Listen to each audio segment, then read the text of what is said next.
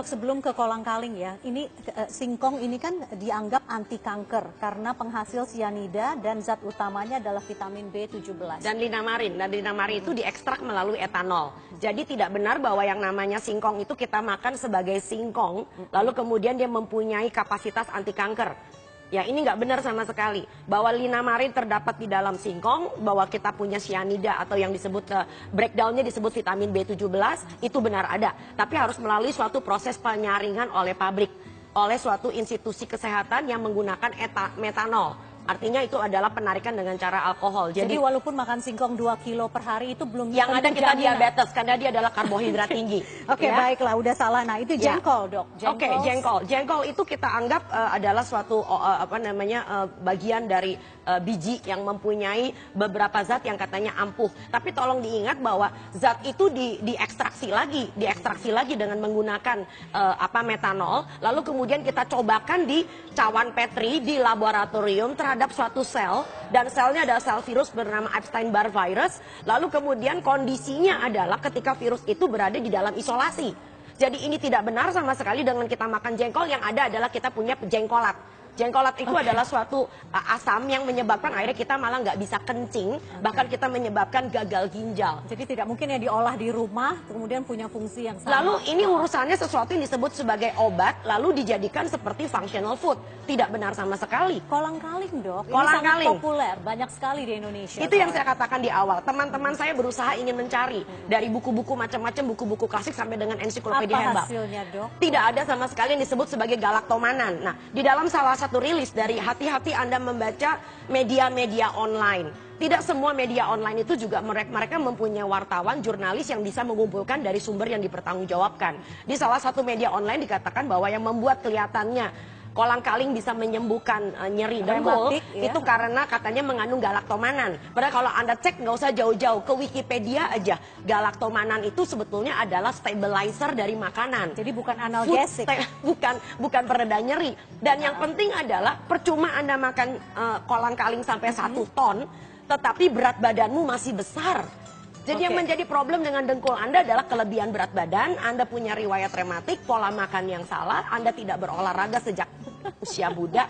Jadi ini adalah sesuatu yang sebetulnya masalah kesehatan yang sangat kompleks. Ya udah, kalau gitu lupakanlah kolang-kaling, dinikmati kita saja ya. Untuk minum-minum cantik. Minum-minum cantik. Oke. Nah ini, Dok, ada nih udang kemudian dikonsumsi bersamaan dengan vitamin C, itu sangat mematikan. Dokter malah ketawa. Oke.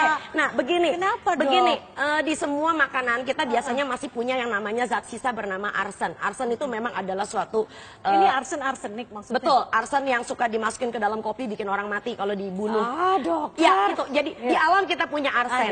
Nah, arsen yang ada di dalam udang itu adalah arsen yang sifatnya organik.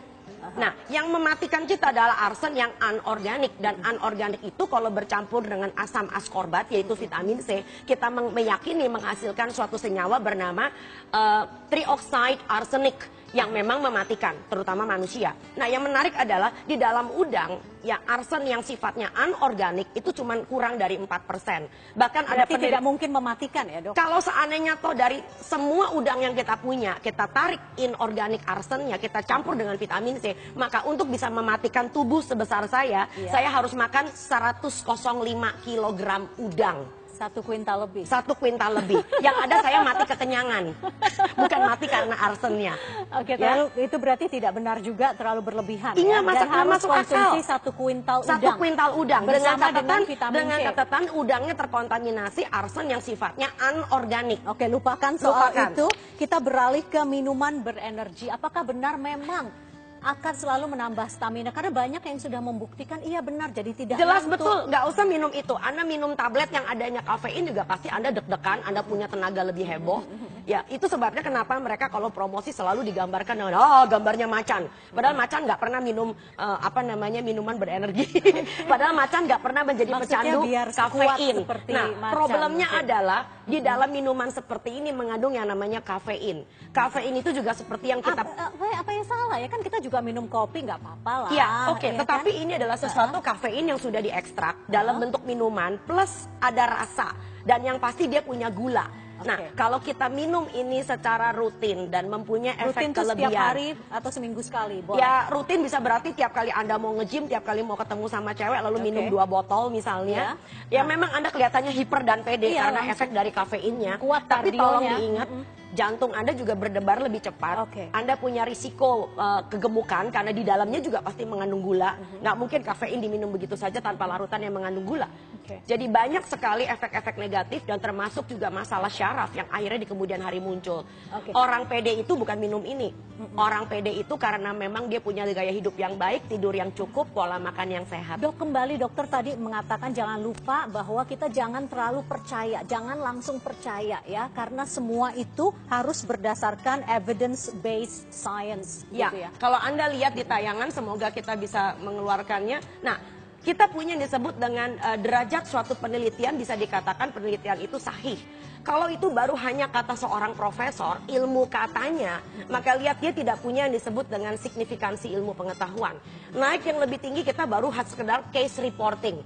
Hanya sekedar ya uji coba, lalu kemudian ada orang diberikan ramuan tertentu, lalu kelihatan hasilnya bagus. Itu baru level of evidence-nya baru level nomor 2. Nah, kita harus menguji sampai istilahnya orang Jawa tuh menteles. Itu sampai level yang paling atas, baru bisa kita katakan bahwa ya ini sudah melalui suatu pengulitan, suatu pengupasan yang luar biasa. Sampai bisa dikatakan ya zat ini ampuh, zat ini memang berefek atau metode ini benar.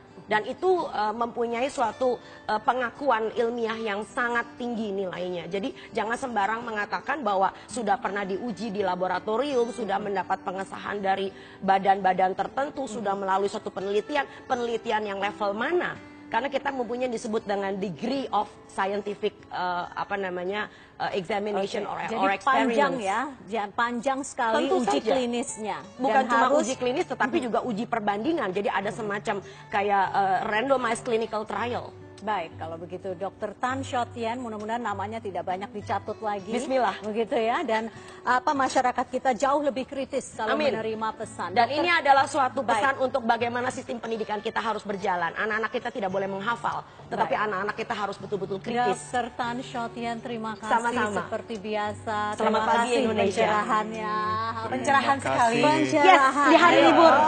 Jadi katanya nggak usah minum minuman berenergi, Macan aja nggak pernah minum minuman Iya, berenergi. betul. Kita makan yang namanya singkong sambal roa. Sehat. Sehat. Buat ngenyangin perut, bukan anti kanker. Dan bisa tenang makan Kalinya seafood jangan sekarang lupa ya. buat Marvin ya. Wow, terima terima Bukan kasih. obat anti rematik tapi. Bukan. Anti Bukan buat dahaga. bukan buat sumpel dengkul. Ya, dan pemirsa, informasi yang menyehatkan tersebut sekaligus menutup perjumpaan kita semua. Dan selamat pagi Indonesia edisi libur panjang. Selamat liburan bagi Anda semua. Saya Widya Saputra. Saya Marvin Sulistyo. Dan saya Vivi Aleda Yahya. Selamat Saya Dr. pagi. Tan. Selamat pagi dan selamat menikmati libur panjang Anda.